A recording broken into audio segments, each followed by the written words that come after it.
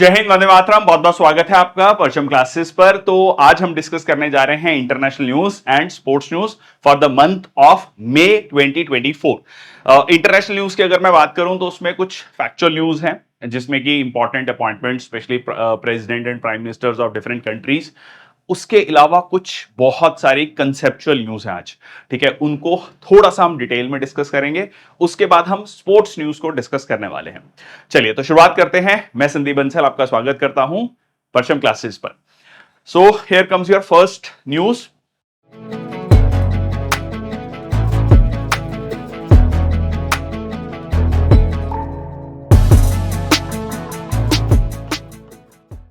पहली न्यूज है, Lai Ching te takes office in Taiwan as new president. देखिए, Taiwan की जो पूर्व राष्ट्रपति हैं, उन्होंने इलेक्शन हार गई हैं और नए यहां पर जो है राष्ट्रपति बने हैं, लाई चिंग ते।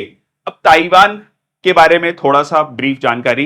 देखिए, ताइवान जो है चाइनीज ताइपाई इसे कहा जाता है, ठीक है। चाइना जो है इसको ताइवान नहीं कहता है, चाइनीज ताइपाई कहता है। वो हमेशा से ही क्लेम करता है कि ताइवान जो है चाइना का ही हिस्सा है और इसको हम बाय फोर्स, अगर हमें फोर्स भी जरूरत कह लीजिए यूज करनी पड़ी तो हम फोर्स को भी यूज कर सकते हैं चाइना जो है ताइवान को कैप्चर करने के लिए, ऐसा चाइना कहता है।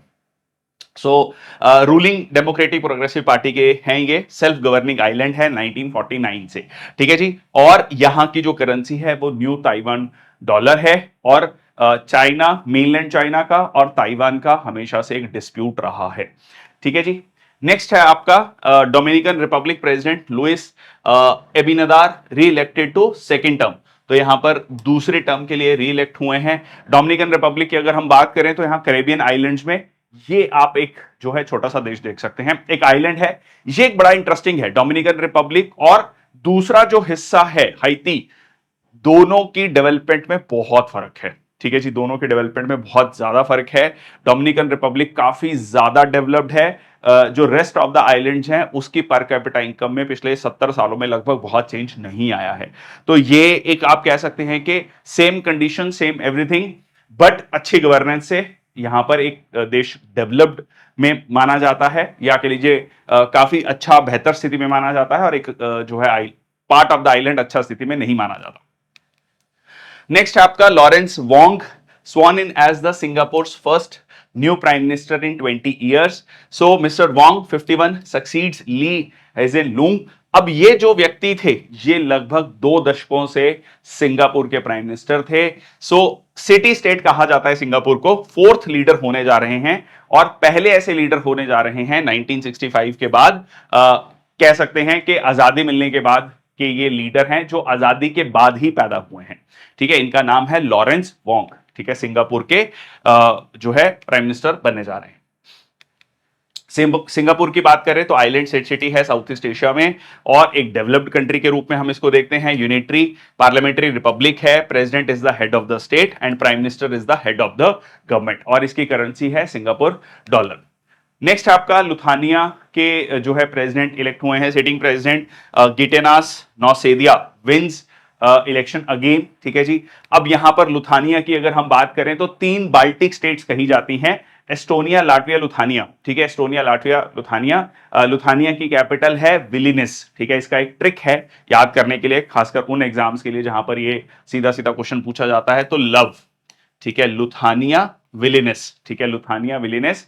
और इसका ट्रिक है एस्टोनिया का टैलेनिन, ठीक है। एस्टोनिया की कैपिटल है टैलेनिन, सो ईटी इकोनॉमिक टाइम्स, ठीक है। और आरएल रॉकेट लॉन्चर, सो लाटविया की कैपिटल है रीगा, ठीक है। तो ये लुथानिया, ये 3 छोटे छोटे देश हैं, बाल्टिक स्टेट्स इन्हें कहा जाता है। नेक्स्ट आता है pro China Jeremiah Manele becomes a new Solomon Islands prime minister. अब आपके दिमाग में एक सवाल होगा कि सोलोमन आइलैंड्स कहां पर है और क्या ये इतना इंपॉर्टेंट है कि इनके जो है प्राइम मिनिस्टर के बारे में हम चर्चा कर रहे हैं, ठीक है, मंथली करंट अफेयर्स में। जी हाँ, बहुत इंपॉर्टेंट है। पहले बात तो सोलोमन आइलैंड्स कहां पर है, या ऑस्ट्रेलिया का मैप देखेंगे, ऑस्ट्रेलिया के मैप पे आप नॉर्थ ईस्ट की तरफ देखिए तो यहां पर आपको ये सोलोमन आइलैंड्स दिख रहे हैं। इसमें 6 बड़े आइलैंड्स हैं और कई सारे जो है छोटे छोटे, 900 से ज्यादा जो है छोटे छोटे आइलैंड्स हैं। अब ये जो सोलोमन आइलैंड्स हैं, ये एक तरीके से यूएस और चाइना के बीच में एक जियोपॉलिटिकल इशू बना हुआ है। दोनों ही देश जो है, यूएस और चाइना, दोनों ही देश इस पर्टिकुलर देश पे अपना, कह लीजिए, एक डोमिनेंस चाहते हैं।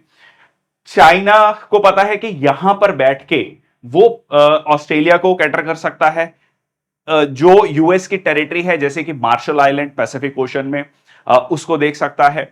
और सीधा सीधा पैसिफिक ओशन में एक बहुत स्ट्रेटेजिक लोकेशन है। अब रिसेंटली यूएस भी सोलोमन आइलैंड्स के साथ अपने रिश्तों को सुधारना चाहता है। अब न्यूज क्या है कि सोलोमन के जो नए प्रधानमंत्री बने हैं वो काफी ज्यादा प्रो चाइना है। ठीक है, तो यहां पर सीधा सीधा चाइना के लिए एक ये स्ट्रेटेजिक जीत है।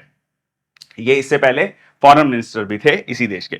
नेक्स्ट आपका high level meeting, 10th world water forum. ठीक है, बाली इंटरनेशनल कन्वेंशन 20 मई 2024, बहुत इंपॉर्टेंट। दुनिया भर में ग्लोबल वार्मिंग, क्लाइमेट चेंज एक बहुत बड़ा मुद्दा है।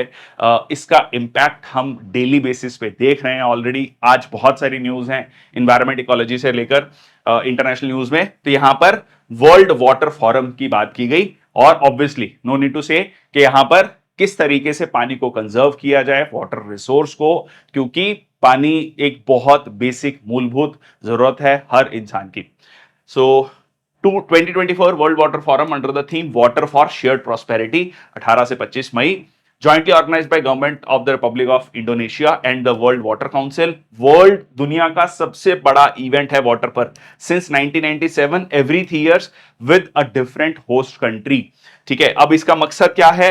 वाटर सिक्योरिटी को इंश्योर करना, water for humans and nature, disaster risk reduction, governance, cooperation and hydro diplomacy, ये सारी चीजें। इवन यहां तक भी कहा जाता है कि 20th सेंचुरी की जो वॉर्स हुई थी वो ऑयल को लेकर हुई थी, और जो 21st सेंचुरी की वॉर्स होंगी वो पानी को लेकर होंगी, ऐसा कुछ कह लीजिए जियोपॉलिटिकल एक्सपर्ट्स का कहना है। ठीक है जी, इंडोनेशिया के प्रेसिडेंट जोको विडोडो। नेक्स्ट आपका अगेन इसी से रिलेटेड है, वर्ल्ड हाइड्रोजन 2024 सबमिट एग्जीबिशन कहां पर हुआ? रोटरडैम, नीदरलैंड्स में। ठीक है, नीदरलैंड्स की कैपिटल है रोटरडैम। और मेड इन इंडिया पेविलियन यहां पर रहा वर्ल्ड हाइड्रोजन समिट। इंडिया ने अपना पेविलियन सेटअप किया। ठीक है जी, और ये पेविलियन सेटअप किया गया था ministry of new and renewable energy. ठीक है जी, और नेशनल ग्रीन हाइड्रोजन मिशन के बारे में हमने लास्ट सेशन में भी डिस्कशन किया था। ग्रीन हाइड्रोजन क्या होता है? जब H2O को H2 प्लस O2 में डिवाइड किया जाता है, इस प्रोसेस को कहा जाता है इलेक्ट्रोलाइसिस। और इस डिवाइड करने के प्रोसेस में जब हम ग्रीन एनर्जी को यूज करते हैं, सोलर एनर्जी, विंड एनर्जी, तो वो ग्रीन हाइड्रोजन कहलाता है। अब हाइड्रोजन की बर्निंग में किसी भी तरीके के कार्बन एमिशंस नहीं है, किसी भी तरीके की ग्रीन हाउस गैस नहीं है, तो एक कंपैरेटिवली क्लीनर फ्यूल माना जाता है और ज्यादा एनर्जी देता है।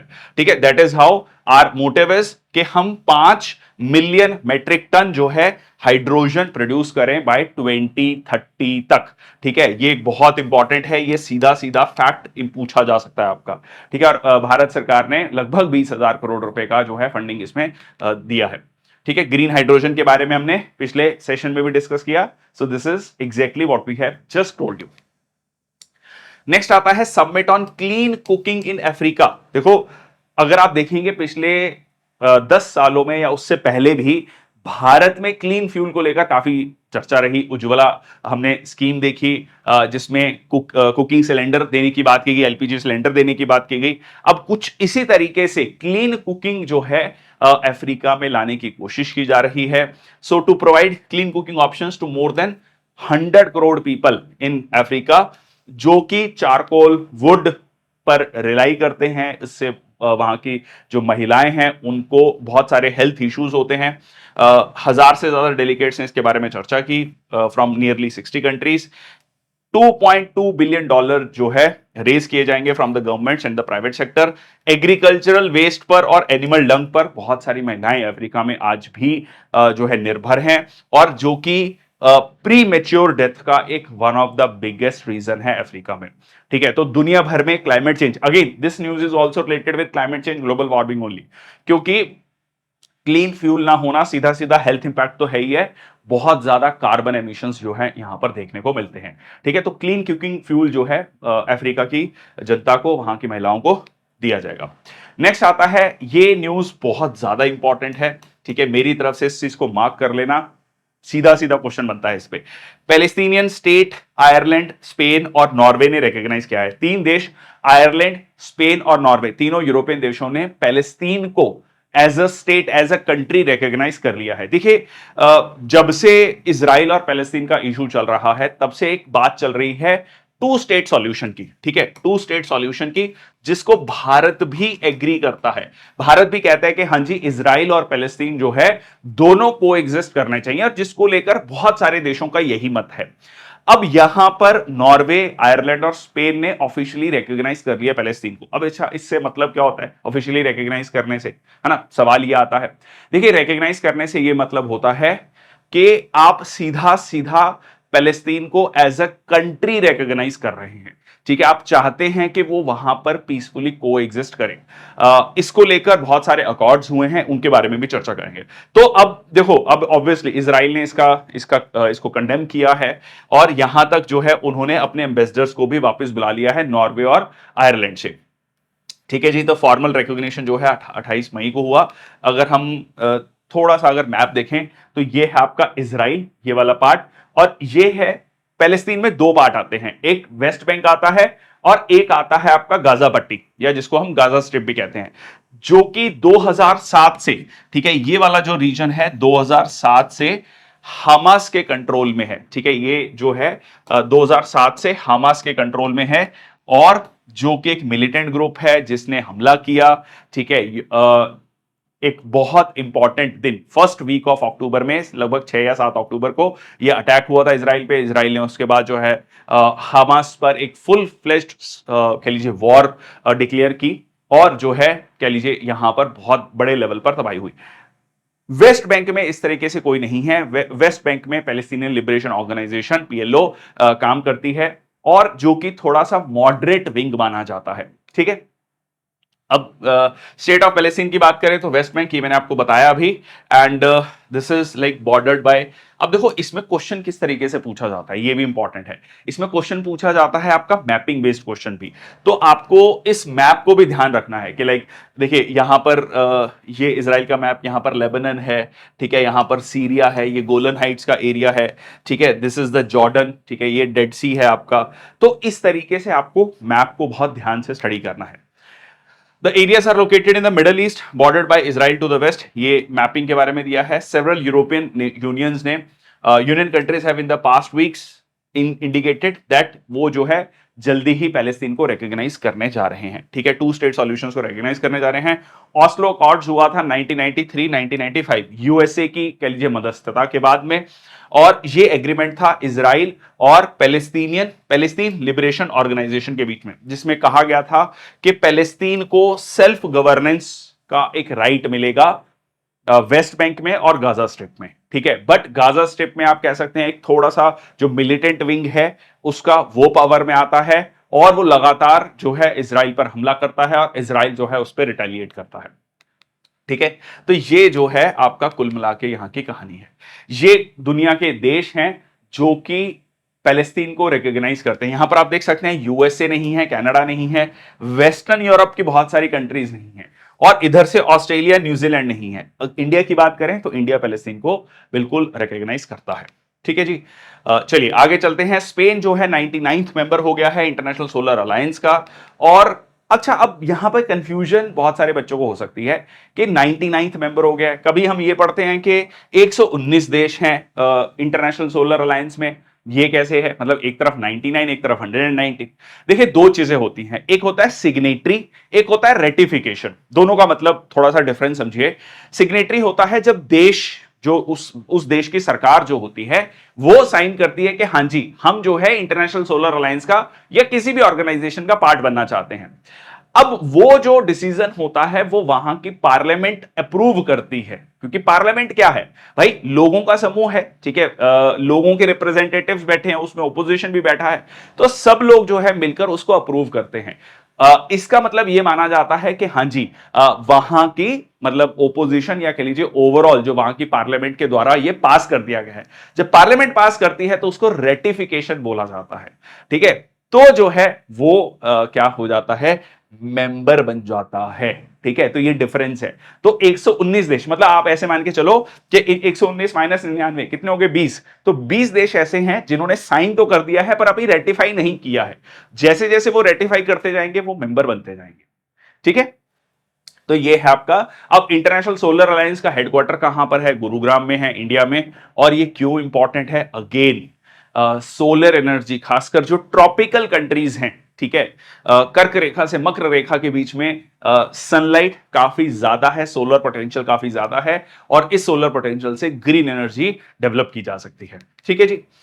पहले यह कहा गया था कि सिर्फ ट्रॉपिकल कंट्रीज ही इसका मेंबर बन सकती हैं, अब ऐसा कोई रूल नहीं है। ठीक है, कोई भी देश जो है वो इंटरनेशनल सोलर अलायंस का मेंबर बन सकता है। ठीक है, और इसमें एक और बहुत इंपॉर्टेंट फैक्ट क्या है, टुवर्ड्स 1000 स्ट्रेटजी, जिसमें कहा गया $1000 बिलियन। ठीक है, $1000 बिलियन ऑफ इन्वेस्टमेंट जो है सोलर एनर्जी सॉल्यूशंस में बाय 2030 जो है इन्वेस्ट किए जाएंगे। और 100 करोड़ लोगों को, ठीक है, 1000 मिलियन मतलब क्या हो गया, 100 करोड़ लोगों को क्लीन एनर्जी प्रोवाइड की जाएगी, और 1000 गीगावाट इंस्टॉलेशन होगा सोलर एनर्जी का। तो हजार हजार हजार। ठीक है, तो ये सीधा सीधा क्वेश्चन बनता है, टुवर्ड्स 1000 स्ट्रेटजी क्या है।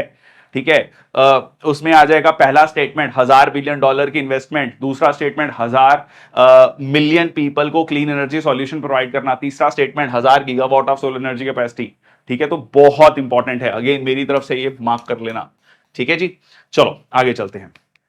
डायरेक्टर जनरल हैं इसके डॉक्टर अजय माथुर। नेक्स्ट आपका Zimbabwe, ZiG is the world's newest currency and it's latest attempt to resolve a money crisis. देखिए जिम्बाब्वे की करेंसी जो है, देखो हम पूरी इंडिया की इकोनॉमी को कहते हैं $4 ट्रिलियन के लगभग। ठीक है, थोड़ा ऊपर नीचे जो है ये एस्टिमेट हो सकता है depending upon different financial institution. $4 trillion. You would be amazed to know कि जिम्बाब्वे में एक समय ऐसा भी था कि उनके पास जो जिम्बाब्वे डॉलर जो मतलब करेंसी थी, $100 ट्रिलियन का नोट था। ठीक है, आप गूगल करिएगा, $100 ट्रिलियन का नोट। ठीक है, लिटरली लोग जो है बोरी में भर के जो है पैसे लेके जा रहे हैं मार्केट में, और उतनी ही सब्जी लेके आ पा रहे हैं। ठीक है, इस लेवल पे इन्फ्लेशन था। मतलब इन्फ्लेशन भी इसको गलत होगा कहना, हाइपर इन्फ्लेशन भी गलत होगा कहना। आप ये मान के चलिए कि करेंसी अपनी वैल्यू ही लूज कर चुकी थी। ठीक है, लोगों ने करेंसी लेना एक्सेप्ट ही बंद ही कर दिया था, बार्टर सिस्टम कहीं ना कहीं शुरू हो गया था। अब क्योंकि जिम्बाब्वे की इकोनॉमी को दोबारा पे पटरी पे लाना है, तो इन्होंने क्या किया है, गोल्ड बैक्ड करेंसी लेकर आए हैं। सो न्यूएस्ट करेंसी जिसका नाम दिया गया है जिग।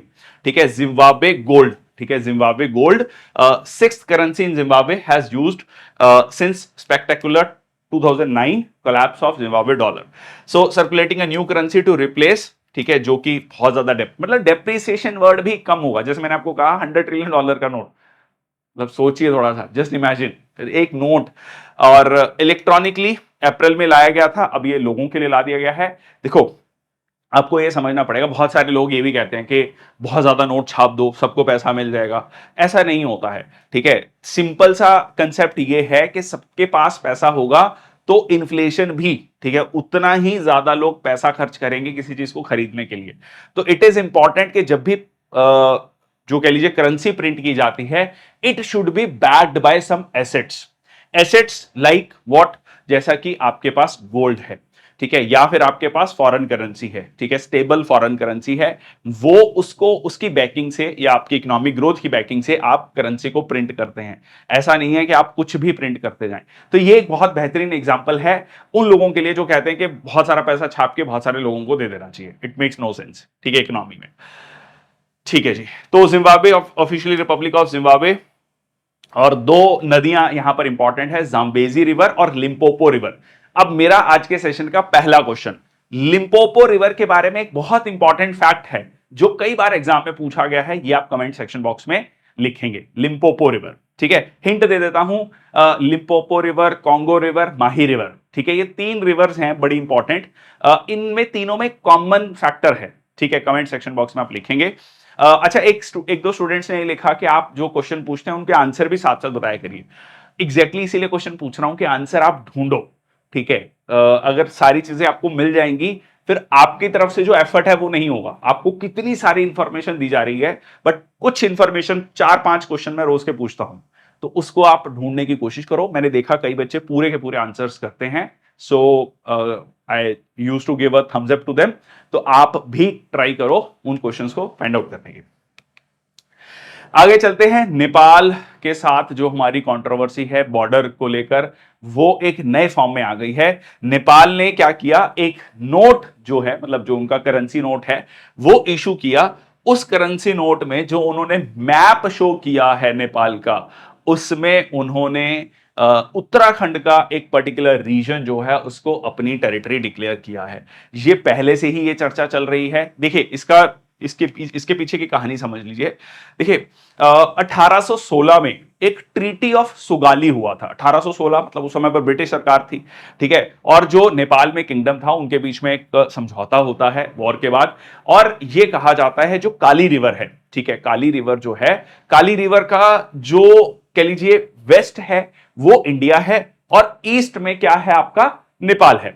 अच्छा, अब सवाल आता है कि ठीक है, ये कहानी ठीक है।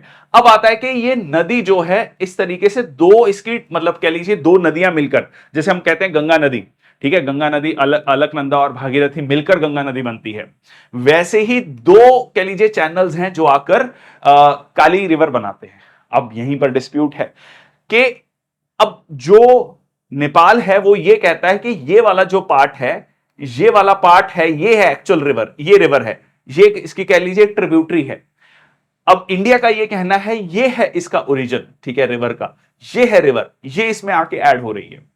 अब इसके चलते क्या हो रहा है कि ये वाला जो एरिया है, ये वाला एरिया दो ये इंडिया के कंट्रोल में है, तो ये एरिया जो नेपाल है वो क्लेम कर रहा है, ठीक है। So that is the problem, ठीक है। ये आप इस एरिया में देखिए, हाँ, इस मैप में बहुत अच्छे से समझाया गया है। यहां पर अगर आप देखेंगे तो अब वो क्या कह रहा है कि ये लिम्पी धुरा पास है, लिम्पी धुरा पास से ये नदी ये ऐसे आ रही है, तो ये एरिया हमारे पास होना चाहिए। ये है नदी का मतलब ओरिजिन, जिसको ओरिजिन ऑफ द रिवर कहा जाता है। अब इंडिया का कहना है कि जी नहीं, ये है रिवर, ऐसे आ रही है ये रिवर, ठीक है, ये इसमें इसकी ट्रिब्यूटरी है।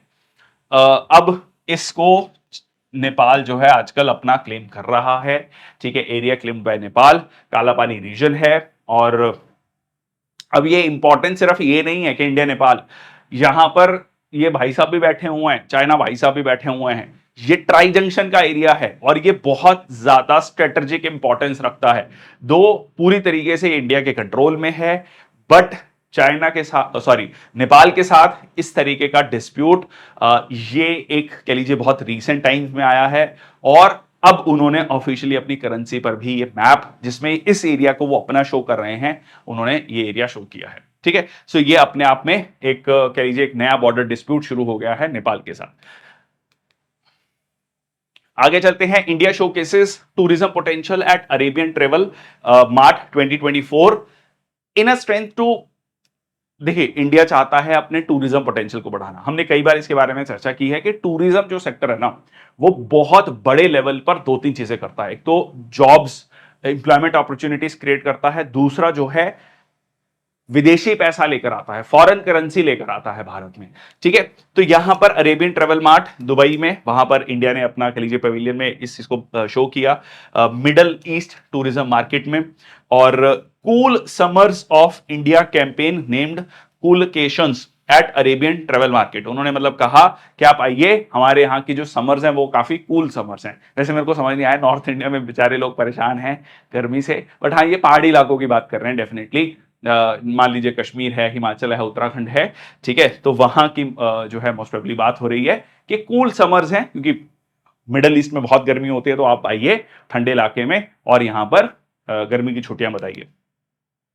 US threatens sanctions over Iran, India Iran Chabahar port deal, again बहुत ज्यादा चर्चा में था।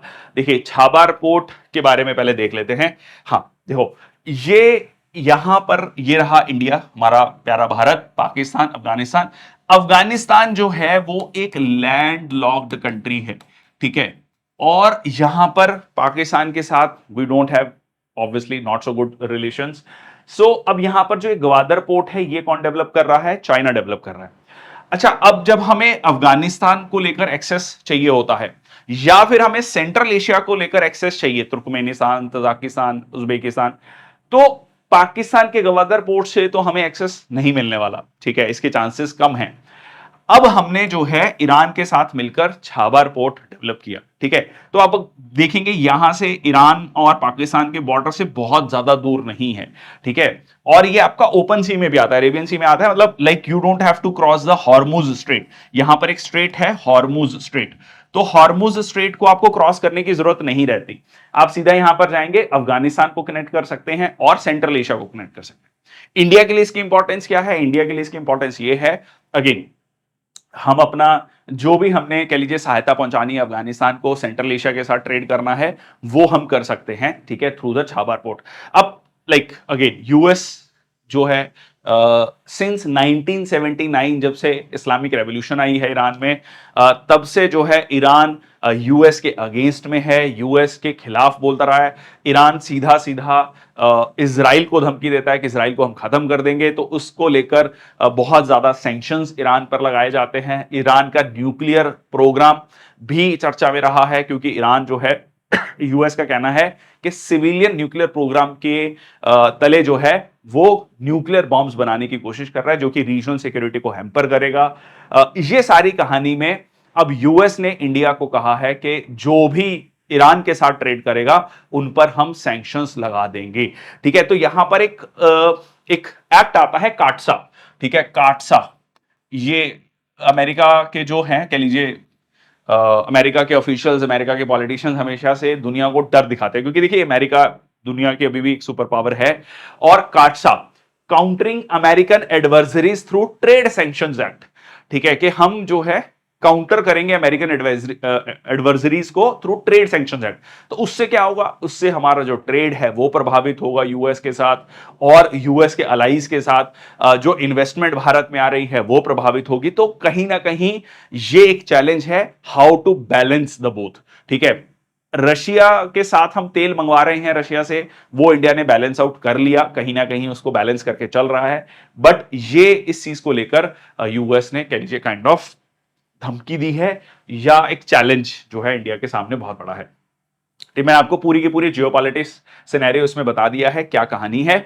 और ये लॉन्ग टर्म एग्रीमेंट साइन हुआ था India Ports Global Limited and Port and Maritime Organization of Iran के साथ, ठीक है। और इसमें हम जो है इस पोर्ट को डेवलप कर रहे हैं। 10 साल का कॉन्ट्रैक्ट है for the operation of Shahid Beheshti, ठीक है, Shahid Beheshti terminal at Chabahar port in Iran, ठीक है जी।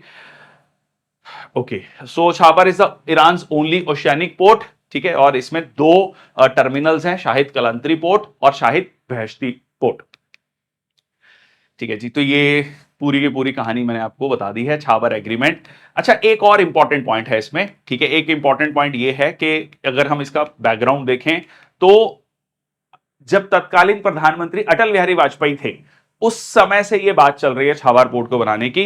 और जनवरी 2003 में president Khatami and the then prime minister Atal Bihari Vajpayee signed of an ambitious road map for strategic cooperation, ठीक है। तो आप सोच के चलिए, तब से यह बात चल रही है, तब से कहीं ना कहीं इंडिया को पता है कि this port is very strategic for us to connect with Afghanistan, to connect with Central Asia, ठीक है। और इसके बाद जो है यहां पर हमारे लिए इंटरनेशनल ट्रांसपोर्ट ट्रांजिट कॉरिडोर, ठीक है, international transport and transit corridor के लिए भी इंपॉर्टेंट है। और इसके बाद जो है ये हमारे लिए international north south transport corridor के लिए भी इंपॉर्टेंट है। अब इसका भी थोड़ा सुन लो। देखो, ये रहा इंडिया का मैप, ये मुंबई है, ठीक है। मुंबई से जब आप इसको कनेक्ट करते हैं, ठीक है, इसको देखिए कनेक्ट करते हैं, तो यहां से जब आप छाबर पोर्ट पहुंचेंगे, तो छाबर पोर्ट के बाद, ठीक है, यहां से आप जो है सेंट्रल एशिया के साथ कनेक्ट होते हुए फिर वोल्गोग्राड, रशिया के साथ कनेक्ट हो रहे हैं, मॉस्को, सेंट पीटर्सबर्ग। तो अगर आप ये रूट पकड़ते हैं, अदरवाइज आपको क्या करना होता है, अगर मान लो आपको रशिया के सेंट पीटर्सबर्ग तक जाना है, तो आप यहां से जाएंगे, ठीक है, फिर आप जो है यहां से ये मेडिटेरेनियन सी पर लेंगे, मेडिटेरेनियन सी के बाद जो है इंग्लिश चैनल, इंग्लिश चैनल के बाद जो है आप जाते हैं नॉर्थ सी, फिर आप पहुंचते हैं जो है बाल्टिक सी में, फिर जाकर आप सेंट पीटर्सबर्ग पहुंचते हैं। सो ये पूरा का पूरा area it has been reduced to this only, so हमारे लिए इसकी importance, international north south transport corridor, इसकी इंपॉर्टेंस इसलिए भी है कि ये पूरा का पूरा सेंट्रल एशिया का एरिया और रशिया का जो एरिया है उससे हम कनेक्ट कर सकते हैं। ठीक है, सो क्यों, मतलब यहां पर मैं आपको जो आंसर देना चाहता हूं कि यूएस के सैंक्शंस के डर के बाद भी इंडिया छाबर पोर्ट को क्यों आगे बढ़ाना चाहता है, क्योंकि जैसे कहते हैं ना कि इसके बेनिफिट्स ज्यादा हैं देन द नुकसान। ठीक है, चलिए काफी चर्चा हो गई इस पे, आगे चलते हैं। UAE announces new 10 year blue residency visa. देखिए, एक तो यूएई ने शुरू किया था गोल्डन वीजा, इन्होंने एक अब नया शुरू किया है ब्लू रेजिडेंसी वीजा। अब इसका ब्लू रेजिडेंसी वीजा किसके लिए है? जिन्होंने एक्सेप्शनल कंट्रीब्यूशन किया है एनवायरमेंट को बचाने के लिए। ठीक है, एनवायरमेंट को बचाने के लिए एक एक्सेप्शनल कंट्रीब्यूशन किया है, उनको ये ब्लू रेजिडेंसी वीजा दिया जाएगा। वो इंटरनेशनल ऑर्गेनाइजेशन के मेंबर्स हो सकते हैं, इंटरनेशनल कंपनीज, एसोसिएशन, एनजीओ के लोग हो सकते हैं, उनको ये वीजा ब्लू रेजिडेंसी वीजा दिया जाएगा। साउथ इंडिया के या कह लीजिए भारत के बहुत famous actor Rajinikanth gets golden visa from UAE's department of culture and tourism. Next आता है, for the first time India will host Bharat Parv Parv eight Cannes film festival 2024। ठीक है, भारत पर्व रहेगा। So India is participating in the 12-day event. ठीक है, engage in various activities, और मकसद क्या है? हम अपने सॉफ्ट पावर को, इंडियन सिनेमा को प्रमोट कर सकें। ठीक है, जिसमें production collaboration, curated knowledge sessions, distribution deals को साइन करना, तो बिजनेस टू बिजनेस मीटिंग्स हों, आप इंडिया में आकर मूवीज की शूटिंग करें, ये सारी चीजें यहां पर रहती हैं। गोवा में होगा नवंबर से 20 से 28 तक। ठीक है, international film festival of India कहां पर होगा? गोवा में, हर साल गोवा में ही होता है। नेक्स्ट आता है आपका TCS to set up AI centre of excellence in Paris. ठीक है जी, और कंट्री का largest IT services exporter TCS human centric artificial intelligence centre जो है ऑफ एक्सीलेंस लाने जा रहा है फ्रांस में। मकसद क्या है कि किस तरीके से एआई ने बिजनेस एफिशिएंसीज को, सोसाइटल प्रायोरिटीज को बदला है, उसको एड्रेस किया जाए। Will focus on brain computer interface. देखो, सीधा सीधा इनका यह मानना है कि एआई को एज अ चैलेंज की जगह एज अ अपॉर्चुनिटी देखना चाहिए। ठीक है जी, नेक्स्ट आपका IIT Delhi Abu Dhabi campus ने अपना एकेडमिक प्रोग्राम शुरू कर लिया है। बहुत इंपॉर्टेंट न्यूज है। ठीक है, इस न्यूज को भी मेरी तरफ से मार्क कर लीजिए। IIT Delhi Abu Dhabi campus kicks off first academic programme. इससे पहले तंजानिया जांजिबार में एक कैंपस खोला है आईआईटी मद्रास ने। ठीक है, आईआईटी मद्रास ने, तो ये आईआईटी दिल्ली का जो फर्स्ट एकेडमिक सेशन है 2024-25 से शुरू हो जाएगा। और पिछले साल शुरू हुआ था, इसकी जो एडमिशन है वो कॉमन एडमिशन टेस्ट जो जेई का एग्जाम होता है उससे होगी। और पिछले साल जो है आईआईटी मद्रास ने ये अपना कैंपस शुरू किया था जांजिबार में। अब सवाल आता है कि ऐसा क्यों कर रहा है? मतलब ये हमारे जो इंडियन इंस्टीट्यूट ऑफ टेक्नोलॉजी या इंडिया के इंस्टीट्यूट्स हैं, ये विदेश में जाकर exactly what the foreign universities used to do. ठीक है, और इससे दो चीजें होती हैं। इससे उस देश के साथ आपके रिलेशन अच्छे होते हैं। हमारी जो बेस्ट प्रैक्टिसेस हैं, आईआईटीज हैं, वो अपनी जो है कैंपसेस खोलेंगे, और सॉफ्ट पावर के रूप में आप इसको देखिए। ठीक है, कि इंडिया की सॉफ्ट पावर जो है लगातार इससे बढ़ेगी इन द लॉन्ग टर्म। ठीक है जी, नेक्स्ट आता है अर्मेनिया और अजरबैजान ने डिस्प्यूटेड बॉर्डर जो है नगोर्नो कराबाख का रीजन। देखिए, अर्मेनिया और अजरबैजान, ठीक है, अजरबैजान की कैपिटल है बाकू और अर्मेनिया की कैपिटल है येरेवान। अब इन दोनों के बीच में हमेशा से एक डिस्प्यूट रहा है इस पर्टिकुलर रीजन को लेकर, जो कि है आपका नगोर्नो काराबाग रीजन। अब सीधा सीधा क्वेश्चन बनता है, अब रिसेंटली क्या हुआ है कि जो है अजरबैजान ने हमला किया। अजरबैजान के इस पर्टिकुलर रीजन में देखिए, अर्मेनिया जो है एक मेनली मुख्यतः क्रिश्चियन डोमिनेटेड कंट्री है, अजरबैजान जो है मुख्यतः मुस्लिम डोमिनेटेड कंट्री है। ठीक है जी, और ये जो नगोर्नो काराबाख रीजन है इसको अजरबैजान क्लेम करता है, पर मूल रूप से रहते इसमें अर्मेनियंस हैं। तो यही एक कह लीजिए एक डिस्प्यूट है।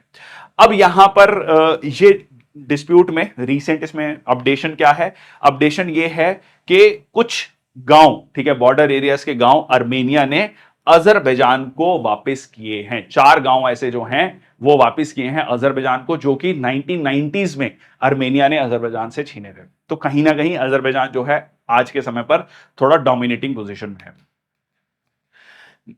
सो ये पूरा का पूरा कहानी मैंने आपको ब्रीफली बताया।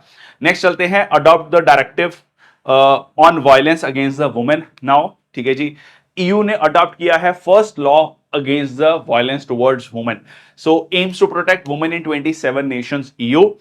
Gender based violence, forced marriages, female genital mutilation, online harassment, कह लीजिए जो भी महिलाओं से रिलेटेड जो भी कह लीजिए चैलेंजेस हैं वर्क प्लेस पे, घरों में, उन सबको, ठीक है, to protect the women. So it sets a minimum sentence ranging from 1 year to 5 years in prison depending upon the crime, ठीक है जी। और अगर विक्टिम जो है चाइल्ड है, स्पाउस है या एक्स स्पाउस है, तो पनिशमेंट जो है वो और ज्यादा सीवियर होगी। और ये ईयू ने कहा है कि आपको अपने अपने देश, देखो ईयू कैसे कह सकता है देश को, आपको यह समझना पड़ेगा, अगेन यूरोपियन यूनियन के गठन को समझना पड़ेगा कि यूरोपियन यूनियन जो देश है, जब यूरोपियन यूनियन बना तो वो एक पॉलिटिकल यूनियन के रूप में भी काम करता है, और वो कुछ पावर्स जो ये देश हैं, कुछ पावर यूरोपियन पार्लियामेंट को भी देते हैं। तो यूरोपियन पार्लियामेंट ने कहा है कि भाई सारे देशों को जो women related violence against violence towards women, उसको लेकर लॉ लेकर आना है, ठीक है। इसमें मतलब कोई इफ एंड बट नहीं है, सबको लाना पड़ेगा। तो it is kind of a directive by the EU. Next आता है वर्ल्ड्स फर्स्ट एआई लॉ, ठीक है, दुनिया का पहला एआई लॉ यूरोपियन काउंसिल ने अप्रूव कर दिया है, वर्ल्ड फर्स्ट एआई लॉ, ठीक है। ये भी इंपॉर्टेंट है, नई चीजें हैं, एआई बहुत रीसेंट फिनोमिना है और इसको लेकर लॉ भी लेकर आ गए हैं।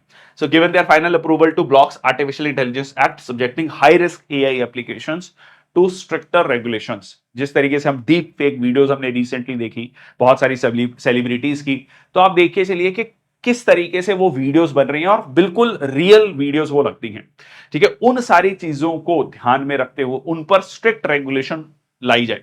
सो इसमें क्या होगा, फाइन करा जाएगा कंपनीज को that breach the AI act as much as 35 million euros, 38 million dollars. एक जो है $1 मिलियन में आप मान के चलिए 8.3 करोड़ रुपीज, इंडियन रुपीज, इसको 38 से मल्टीप्लाई कर दीजिए, ठीक है। तो इतने करोड़ रुपए तक का जो है फाइन लगाया जा सकता है कंपनीज पे, ठीक है। So again the idea here is कि किसी भी तरीके से जो एप्लीकेशंस हैं एआई की, वो benefit of the society, benefit of the Mankind होना चाहिए। It should not targeting the people, ठीक है, the privacy of the people.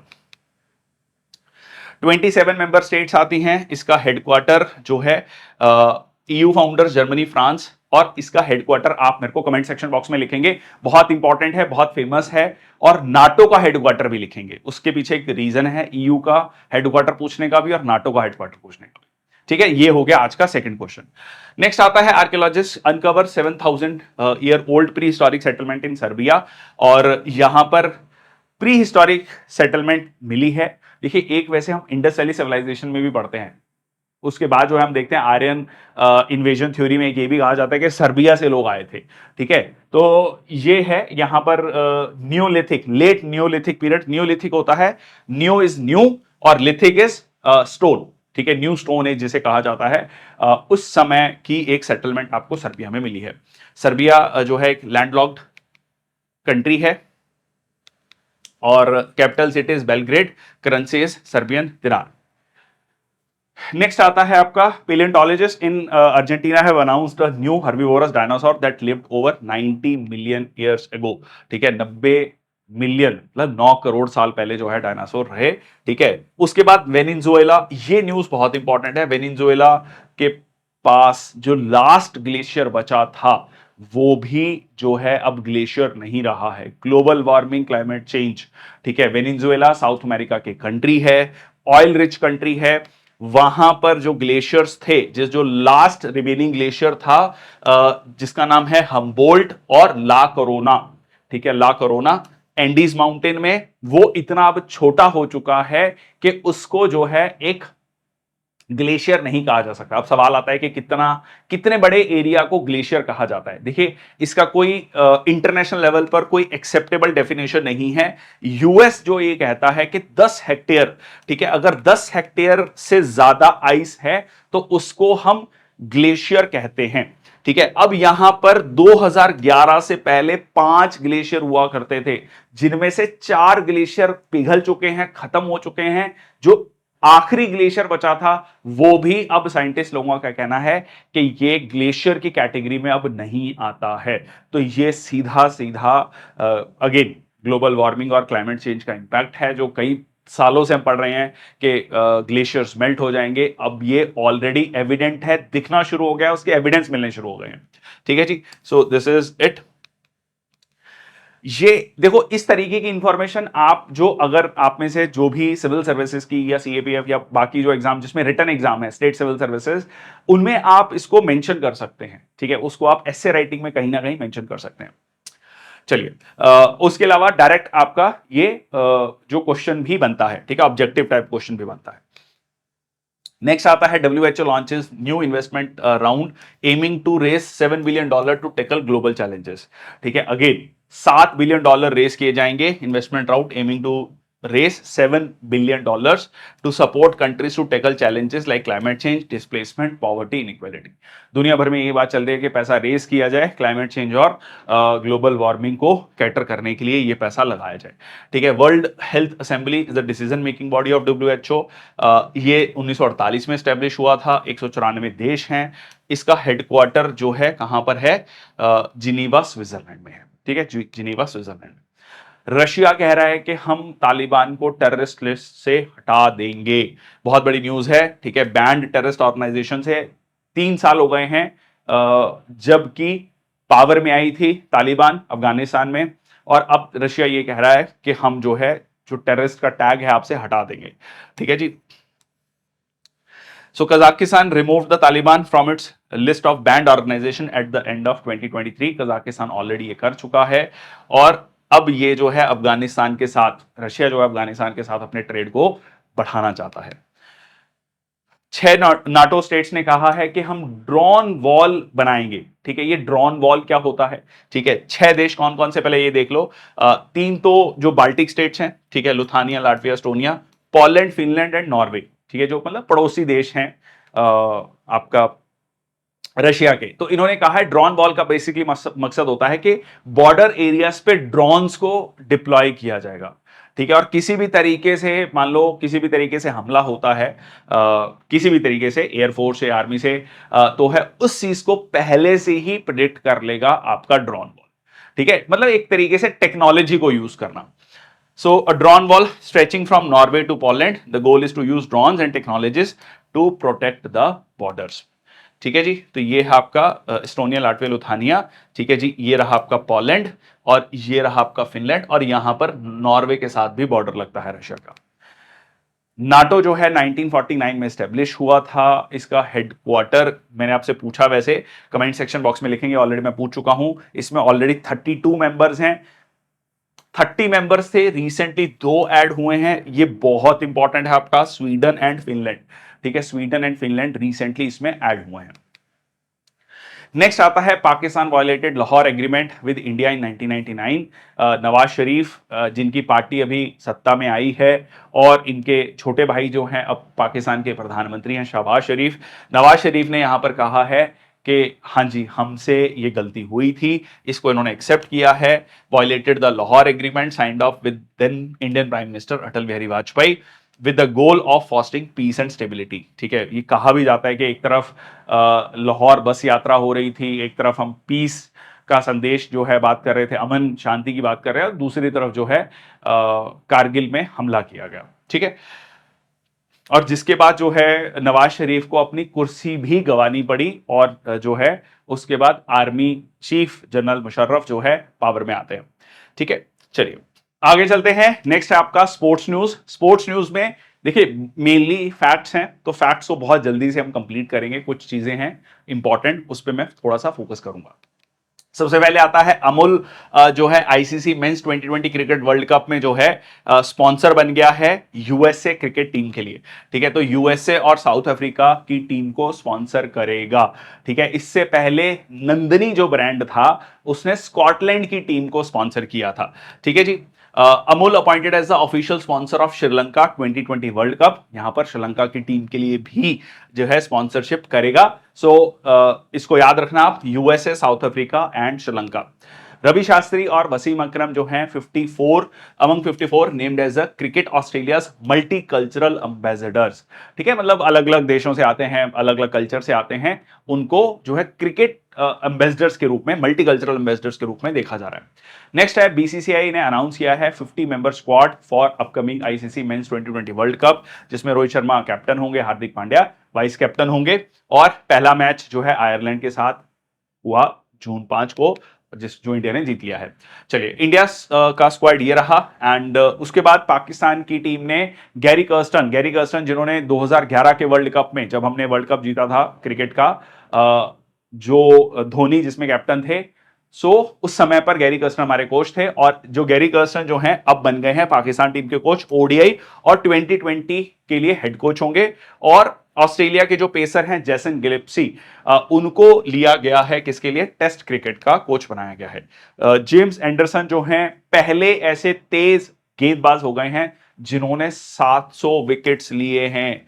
ठीक है, तीसरे ओवरऑल गेंदबाज हैं आफ्टर, अगर हम देखें, सबसे ज्यादा है Muthayya Muraleedharan 800 wickets, Shane Warne 708, और तीसरे सबसे ज्यादा विकेट लेने वाले गेंदबाज हैं जेम्स एंडरसन।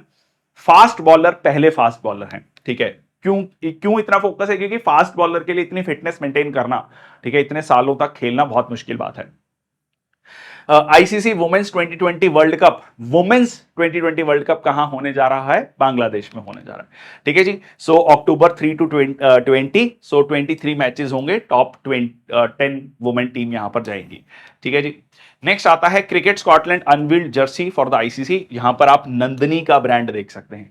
तो नंदनी ने जो है, जो कि कर्नाटका में बहुत फेमस ब्रांड है, मिल्क कोऑपरेटिव है, जैसे अमूल है, मदर डेयरी है, सांची है, वेरका है, वैसे ही कर्नाटका में जो है आपका नंदनी है, वहां उसने स्कॉटलैंड की टीम को स्पॉन्सर किया है। ठीक है जी, आईपीएल 2024 में कोलकाता नाइट राइडर्स ने तीसरा आईपीएल जीत लिया है।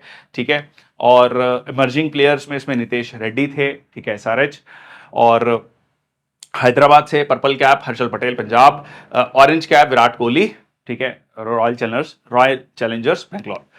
नेक्स्ट आता है, शाहिद अफरीदी को ब्रांड एम्बेसडर बनाया गया है फॉर मेंस 2020 वर्ल्ड कप 2024। ठीक है जी, इससे पहले जो है युवराज सिंह, क्रिस गेल और उसेन बोल्ट को भी जो है ब्रांड एम्बेसडर के रूप में डिक्लेयर किया गया। प्रज्ञानंदा ने डिफीट कर दिया है दुनिया के नंबर 1 प्लेयर को, मैग्नस कार्लसन को, for the first time in classical chess, leads in Norway chess 2024। बहुत बड़ी बात है, 18 साल के हैं और इन्होंने नंबर 1 प्लेयर को दुनिया के हरा दिया है। International chess federation awards grand master title to Indian chess prodigy Vaishali Rameshbabu बाबू। रमेश बाबू प्रज्ञानंदा की ही सिस्टर हैं। ठीक है, तो और ये पहला दुनिया का पहला भाई बहन, ठीक है, ब्रदर सिस्टर ग्रैंड मास्टर हो गए, world first grand master brother sister Duo. ठीक है, तो ये जो है इनको अभी अर्जुन अवार्ड भी दिया गया था। ठीक है, अर्जुन अवार्ड भी दिया गया था। इसके अलावा अगर हम वुमेन ग्रैंड मास्टर्स की बात करें तो उनको ईलो रेटिंग 2300 चाहिए होती है, और यहां पर जो वैशाली रमेश बाबू हैं उन्होंने 2500, मतलब एक रेटिंग है 2300 चाहिए, उन्होंने 2500 को क्रॉस कर लिया है। ठीक है, नेक्स्ट आता है, Simran Sharma wins gold medal at world para athlete championship Japan में। ठीक है जी, सिमरन शर्मा ने ये करके दिखाया है, गोल्ड जीता है मेंस 200 इवेंट में, और इंडिया ने जो है टोटल जो है 17 मेडल्स इसमें जीते, 6 गोल्ड हैं इसमें। यहां पर अगर रैंकिंग देखेंगे तो इंडिया की 6ठे नंबर पे रैंकिंग है।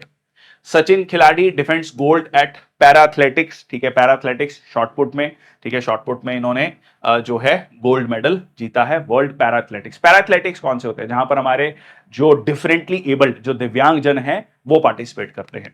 ठीक है जी, Deepthi Jeevanji creates new world record, so India की first ever gold in track event at 2020 world para athlete championship. ठीक है, so women's 400 metre at the para athletic world championship जो है यहां पर जापान में हुआ, उसमें इन्होंने जीता, गोल्ड जीता। नेक्स्ट आता है इंडियन बॉक्सर्स, निखत जरीन बहुत फेमस प्लेयर हैं निखत जरीन। मीनाक्षी गोल्ड मेडल जीता है कहां पर? कजाकिस्तान में, ठीक है। कजाकिस्तान, सेंट्रल एशिया के बॉक्सर्स काफी फेमस माने जाते हैं, और बॉक्सिंग में निखत जरीन बॉक्सर मीनाक्षी ने गोल्ड मेडल जीता है, ठीक है। कजाकिस्तान में हुआ। निखत ने 52 केजी कैटेगरी में, मीनाक्षी ने 48 केजी कैटेगरी में। इंडियन टीम ने पिक किया पहला medal in the world para athletic championship with high jumper Nishad Kumar and 200 metre runner Preethi Pal, ठीक है। तो प्रीति पाल और यहां पर निषाद कुमार। नेक्स्ट आता है दोहा डायमंड लीग में Neeraj Chopra finishers second best attempt, ठीक है, 88.36, 2 सेंटीमीटर से। जो फर्स्ट नंबर पे रहे 88.38 मीटर्स, 2 सेंटीमीटर से जो है सेकंड पे रहे। But anyways Neeraj Chopra finishers second with best attempt, ठीक है। तो ये यहां पर चेक प्लेयर है जाकोब, इनका 88.38 मीटर रहा। इसके अलावा नीरज चोपड़ा ने गोल्ड जीता men's javelin throw at federation cup, जिसमें थ्रो उनका 82.27 मीटर रहा। ये डिस्टेंस बहुत ज्यादा नहीं था, बट यहां पर उन्होंने गोल्ड जीता है इसको, ठीक है। सो फेडरेशन कप में गोल्ड मेडल जीता। नेक्स्ट आता है KM Diksha 1500 metre national mark LA meet. इसमें भी इन्होंने जो है बहुत रिकॉर्ड टाइम नेशनल रिकॉर्ड बनाया। So run the distance bettering the previous record of this, ठीक है जी। So breaks the 1500 metre national mark in LA meet. Deepa Karmakar ने हिस्ट्री रच दी है, त्रिपुरा की रहने वाली हैं, ठीक है जी। और इंडिया की फर्स्ट एवर गोल्ड जीता है एशियन चैंपियनशिप में। So India first ever gold medal in Asia's vault at Asian championship. देखिए, जब हम जिम्नास्टिक्स की बात करते हैं तो जिम्नास्टिक्स में आपको इंडिया के प्लेयर्स बहुत ज्यादा अच्छा करते नहीं मिलते हैं, तो यहां पर दीपा कर्माकर का काफी इंपॉर्टेंट रोल आता है। 2014 में इन्होंने ब्रॉन्ज मेडल जीता था कॉमनवेल्थ गेम्स में। उसके बाद जो है रियो में पार्टिसिपेट किया, ठीक है जी, इन्होंने। और उसके बाद फर्स्ट एवर इंडियन बनी to win the gold medal. Rajiv Gandhi Khel Ratna award, जो कि बाद में चलकर हमने मेजर ध्यानचंद खेल रत्न अवार्ड के नाम से जाना जाता है, 2016 में यह अवार्ड दिया गया। इसके अलावा उनको पद्मश्री भी दिया गया। Para power lifting world cup Sakina खातून, उन्होंने 2 ब्रॉन्ज मेडल जीते हैं थाईलैंड में, ठीक है। बहुत इंपॉर्टेंट पावर वेट लिफ्टिंग में या पावर लिफ्टिंग में उन्होंने 2 ब्रॉन्ज मेडल जीते हैं, ठीक है। वो 67 KG category another Indian kasuri Rajamani earn the bronze. Best lift and total lift category में जो खातून है सकीना खातून, उन्होंने ये अवार्ड जीता है। नेक्स्ट आता है Chandru ji wins WBC India cruiser weight championship. So clinches the WBC weight championship title boxing में। तो यहां पर तमिलनाडु के चंद्रू जी ने इंडिया क्रूज वेट चैंपियनशिप जीता है। नेक्स्ट आपका आता है नेक्स्ट जनरेशन स्क्वैश प्लेयर्स को इंडक्ट किया गया है टॉप स्कीम में। अब ये टॉप स्कीम क्या है, ये बहुत इंपॉर्टेंट है। टारगेट ओलंपिक पोडियम स्कीम, ठीक है। ओलंपिक मतलब ओलंपिक्स के लिए हमारे प्लेयर्स को तैयार करना, उसमें स्क्वैश के प्लेयर्स को भी जो है ऐड किया गया। अब देखिए, पहले सौरभ घोषाल, दीपिका पालिकल और जोशना चिनप्पा बहुत फेमस प्लेयर्स हैं स्क्वैश के। अब जो है कहीं ना कहीं ये रिटायरमेंट की तरफ है, नए सेट ऑफ प्लेयर्स आ गए हैं। और यहां पर इन प्लेयर्स को, जिसमें अनहद सिंह, अभय सिंह और वेलवन सेंथल कुमार, इनको जो है टॉप स्कीम में ऐड किया गया है। मतलब इनको ट्रेनिंग दी जाएगी अलग से 2028 के ओलंपिक्स को ध्यान में रखते हुए, ठीक है। इनको मंथली स्टाइपेंड दिया जाता है, ट्रेनिंग फैसिलिटीज दी जाती हैं टॉप स्कीम में। नेक्स्ट आता है, ये महिला है जिन्होंने माउंट एवरेस्ट को 3 बार जो है इस साल में पूरा कर लिया है। नेपाल की Purnima Shrestha become the first women in world to climb Mount Everest thrice in 13 days. 13 दिन में 3 बार, ठीक है। तो 13 year mountaineer from Gorkha Nepal, photo journalist by profession, ठीक है, उन्होंने ये कारनामा करके दिखाया है, ठीक है। इसके अलावा man climbs Everest for record 30th time, 30 bar mount Everest चढ़ लिया है, ठीक है। इतना रेगुलरली हो सकता है बहुत लोगों ने मार्केट में सब्जी भी ना खरीदने गए हो जितने भाई साहब ये माउंट एवरेस्ट चढ़ रहे हैं, ठीक है। चलो anyways, so great achievement. Kami Rita climbs mount Everest for record 30th time. 54 year old Nepalese climber Everest reach the peak. इन्होंने पहली बार जो है 1994 में चढ़े थे। पिछले 30 साल से ये जो है 30 मतलब 30 साल में 30 बार जो है ये माउंट एवरेस्ट को चढ़ चुके हैं। फतेह कर चुके हैं। 16-year-old Kamya Karthikeyan and her father successfully submit mount Everest. Mount Everest की चल रही है कहानी, ठीक है। यहां पर ये सबसे यंगेस्ट इंडियन बन गई हैं, ठीक है, सबसे यंगेस्ट इंडियन बन गई हैं। इनके फादर जो है वो आर्म्ड फोर्सेस में सर्व कर रहे हैं, father commander S Karthikeyan. Success दोनों, मतलब फादर एंड डॉटर दोनों जो है माउंट एवरेस्ट को फतेह किया, ठीक है। और ये यंगेस्ट इंडियन और सेकंड यंगेस्ट ओवरऑल, ठीक है, ये हो गई हैं।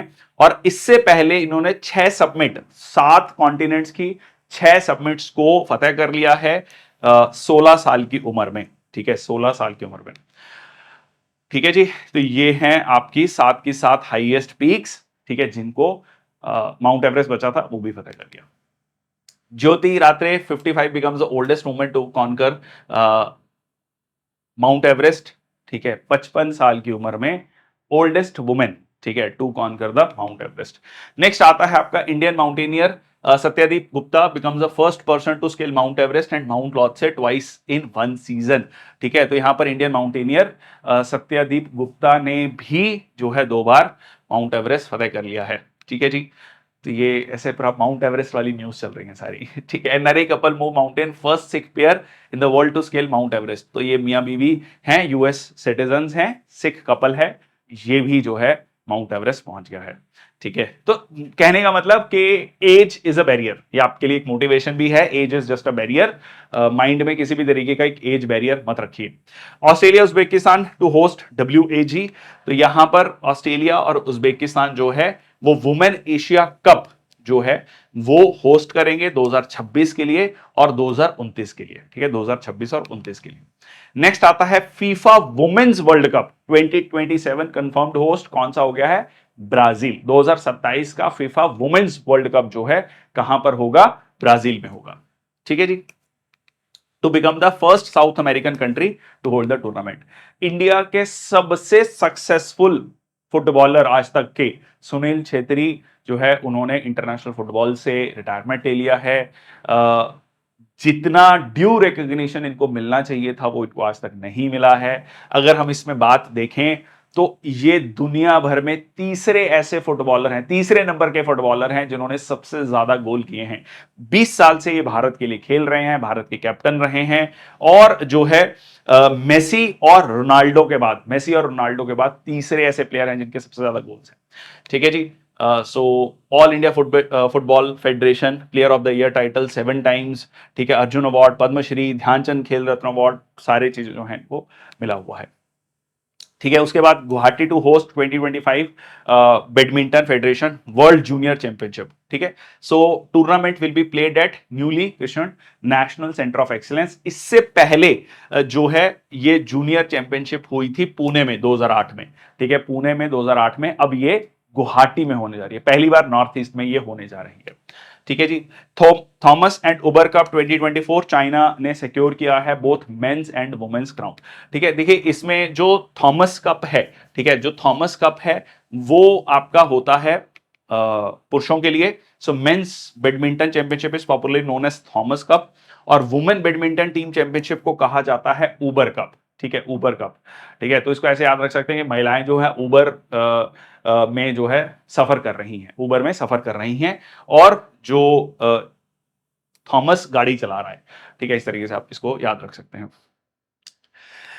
चलिए बैडमिंटन में सात्विक एंड चिराग ने रिक्लेम किया है वर्ल्ड का number 1 spot in the badminton rankings, ठीक है, बैडमिंटन वर्ल्ड फेडरेशन रैंकिंग, ठीक है, उसमें नंबर 1 स्पॉट जो है इस जोड़ी ने, जिसने बहुत सारे कह लीजिए टूर्नामेंट जीते हैं। So badminton world federation ranking at the Thailand open super 100 in Bangkok, ठीक है। PV Sindhu world number 15 in the singles. India top women double pair Tanisha Crasto and Ashwini Ponnappa वो कहां पर हैं? वर्ल्ड नंबर 19 है। 2024 में मैड्रिड ओपन में इगा स्वातिक और एंड्रे रुबलेव जो हैं जीत गए हैं। यहां पर आप देख सकते हैं इगा स्वातिक और एंड्रे ड्यूबलेव। सो इगा स्वातिक ने डिफीट किया अरियाना सबलेंका को और एंड्रे रुबलेव ने हराया है फेलिक्स ऑगर को, ठीक है जी। Prithvi Shekhar won the title in Slovenia deaf tennis open, ठीक है, डेफ टेनिस ओपन में पृथ्वी शेखर ने जीता। ये इंपॉर्टेंट है। देखो, आपको एक ध्यान में रखना है कि जो इंडिया के प्लेयर्स हैं अलग अलग गेम्स में जो अच्छा करते हैं, खासकर जैसे पैरा एथलीट्स हैं, ये आपका काफी ज्यादा पूछा जाता है। So Prithvi Shekhar won the title Slovenia. Slovenia किसकी कैपिटल है? कमेंट सेक्शन बॉक्स में लिखेंगे, ठीक है। Slovenia tennis open by winning the title in the men singles title. यह स्लोवेनिया देश है। हाँ जी, स्लोवेनिया की कैपिटल क्या है या किस पर्टिकुलर कॉन्टिनेंट में आता है? मतलब स्लोवेनिया के बारे में 2-3 फैक्ट्स लिख दीजिएगा। Again, idea is not to get you confused, idea is कि आप सर्च करें, कुछ अपने लेवल पर भी चीजों को इंक्विजिटिवनेस अपनी बढ़ाएं, ठीक है। तो जब आप इस तरीके से आपकी ट्रेनिंग होगी तो आप चीजों को थोड़ा फाइनर डिटेल्स में देखने लगेंगे। That is only idea. He claimed a single titles at Australian Open deaf championship. यहां पर पृथ्वी शेखर ने यह जीता है डेफ टेनिस ओपन। नेक्स्ट आता है, इंडिया ने 3 गोल्ड जीते हैं और 2 ब्रॉन्ज मेडल जीते हैं Asian open pickle ball championship. अब ये सवाल आता है, ये पिकल बॉल क्या होता है? देखिए, पिकल बॉल ना बहुत सिमिलर है टेनिस की तरह। टेनिस का रैकेट कुछ अलग होता है, यहां पर अगर आप इस रैकेट को देख रहे हैं, ये कुछ अलग है रैकेट। ये जो है आपका, ये जो गेम है पर्टिकुलरली, ये यूएस में डेवलप हुआ है, ठीक है। और इसमें इस तरीके की प्लास्टिक बॉल होती है, टेनिस की बॉल नहीं होती, और उसको जो है नेट के थ्रू खेलना होता है। Very similar to tennis, but not exactly the same racket and same ball. Racket अलग है, बॉल अलग है, ठीक है। So American game resembling tennis, ठीक है, जिसमें शॉर्ट हैंडल्ड बैट्स होते हैं और परफोरेटेड प्लास्टिक बॉल होती है। मनिका बत्रा, जो कि बहुत फेमस टेबल टेनिस की प्लेयर हैं, first Indian women paddler to break top 25 world rankings. अब जो है 24वें नंबर पर है मनिका बत्रा। नेक्स्ट आता है, जापान ने अपना पहला Sultan Azlan Shah hockey trophy, Sultan Azlan Shah hockey trophy.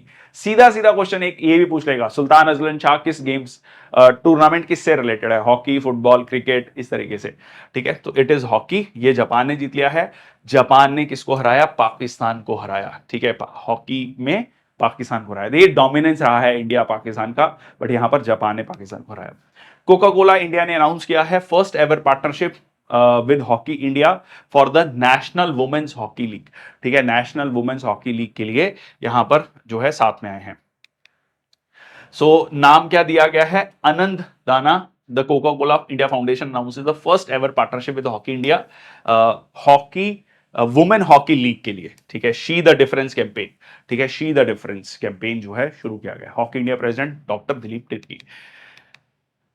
Next आता है, वर्ल्ड का हाईएस्ट स्विमिंग पूल बना है भूटान में। हाईएस्ट स्विमिंग पूल किस हाइट पे है देखते हैं, ठीक है, ये बड़ा इंटरेस्टिंग है।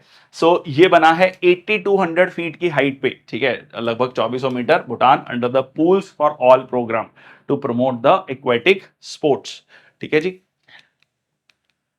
नेक्स्ट है, वर्ल्ड रेसलिंग बॉडी ने सस्पेंड कर दिया है रेसलर बजरंग पुनिया को अंटिल द एंड ऑफ 2024, मतलब इस साल के आखिर तक जो है उनको सस्पेंड कर दिया। अब सवाल आता है क्यों सस्पेंड किया गया? क्योंकि इन्होंने जो है अपना टेस्ट करवाने से मना किया, refusal to give his sample during the selection trial for Olympic qualifiers in Sonipat on March 10, ठीक है। इन्होंने अपना कह लीजिए टेस्ट करवाने से मना किया, सैंपल देने से मना किया, तो उसको लेकर जो है ये गाइडलाइंस हैं, गाइडलाइंस इन्होंने फॉलो नहीं की तो इनको सस्पेंड कर दिया गया है till the end of this year. चलिए, तो ये था आज का सेशन, बहुत बहुत धन्यवाद। स्पोर्ट्स न्यूज मैंने थोड़ा सा क्विकली कवर की हैं क्योंकि फैक्ट्स हैं, इसको आपको 2-3 बार पढ़ना है, रिवाइज करना है। जो चीजें समझने वाली थी उसमें हमने काफी समय दिया, that is the idea. That's all from my side, thank you so much. जय हिंद, वंदे मातरम। देखते रहिए परचम क्लासेस।